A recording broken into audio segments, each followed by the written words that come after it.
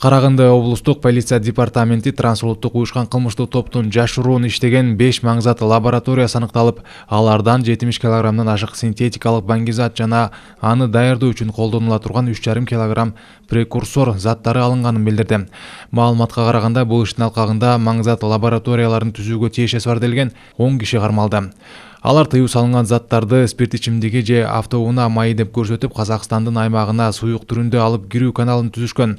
Аталган лабораториялардын негиздөөчүлөрү Казакстандын, Орусиянын жана КМШ өлкөлөрүнүн аймагында психотроптук заттарды даярдоо, сактоо жана сатуу менен алектенген трансулуттук кылмыштуу топ түзүшкөн.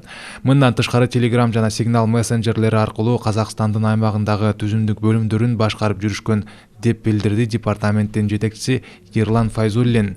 Ал полиция трансулуттук уюшкан кылмыштуу топ түзүү жана анын ишмердүүлүгүнө катышуу беренеси боюнча сотко чейинки тергөө иштерин баштаганын кошумчалады.